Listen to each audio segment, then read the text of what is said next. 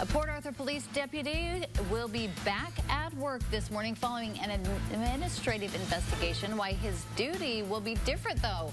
What we know so far about the case. And some Southeast Texans coming together to help those affected by deadly wildfires in the Texas Panhandle.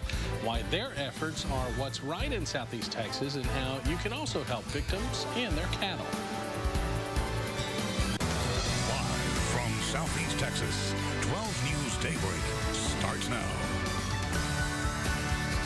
Good morning, everybody, and happy spring. Welcome to 12 News Daybreak. I'm Tracy Kennick. I'm Greg Picasso. Thanks so much for waking up with us this morning. Developing now, police in Westlake, Louisiana, investigating an officer-involved shooting that happened in the parking lot of the Isle of Capri Casino Hotel Lake Charles. According to a 12 News crew on scene, a witness says the suspect was allegedly drunk inside the casino when police were called. There was a confrontation between the man and officers that led to police shooting the man in the leg after he allegedly refused to put down a knife. An investigation is underway. Stay with 12 News for updates as more information becomes available. An update on an administrative investigation involving 4 current and former Port Arthur police officers. A city spokesperson tells 12 News Deputy Chief John Owens will be back at work today and will be reassigned within the department. Last month, 12 News learned that Owens and 3 other officers were placed on administrative leave pending an investigation. However, no details on the officer suspensions have been released.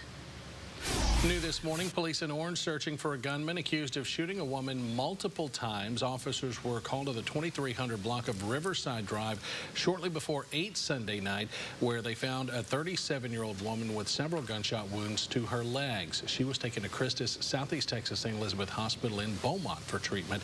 At this time, a suspect has been identified, but that person is not yet in custody.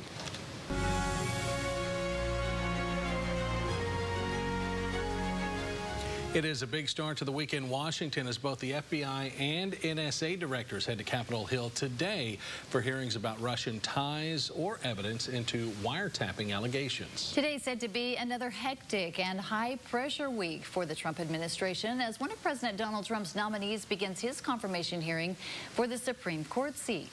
Jay Gray has a rundown of today's events from Washington. Good morning, Jay.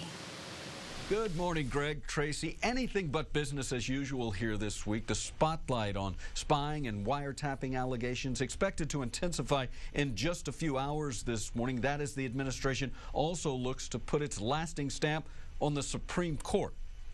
You saw that a little while ago. It's the start of what will be a critical week for the Trump administration. Later this morning, FBI Director James Comey and NSA Chief Mike Rogers will appear before the House Intelligence Committee, speaking publicly for the first time about allegations of Russian hacking during the election and whether members of President Trump's team may have had ties to the situation. At the outset of the investigation, there is circumstantial evidence of collusion.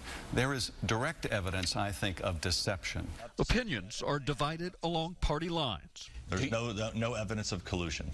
Leaders from both parties have said there's no evidence to support President Trump's Twitter accusation that the Obama administration wiretapped Trump Tower, an issue that's expected to be a big part of today's hearing as well. It was a reckless statement. He charged the former president with a criminal act. He had no evidence to support it. Also this morning on Capitol Hill, the Senate Judiciary Committee opens confirmation hearings for Neil Gorsuch, President Trump's Supreme Court nominee. Out of the mainstream thinking will cause me to filibuster and use every tool that I have at my disposal to block his nomination. If confirmed, he would be the youngest jurist on the court. That hearing and nomination process will continue all week here, and as if that wasn't enough, the House is scheduled on Thursday to vote on the controversial GOP plan to replace Obamacare. In Washington, Jay Gray, 12 News. Tracy, Greg, now back to you. All right, thank you, Jay. And as for the Republicans' replacement health care bill, lawmakers are hoping it will make it to the House floor this week. House Speaker Paul Ryan says the goal is Thursday once it gets out of the Rules Committee, which he states is the last hurdle. The Jefferson County Sheriff's Office is releasing the identity of a man who passed out and then died just before being booked into the jail over the weekend. Deputies say 33-year-old Byron James Sessions of Nederland was arrested by Port Arthur police officers on a criminal trespassing charge Saturday morning. The officers were escorting him into the jail when he collapsed and could not be revived.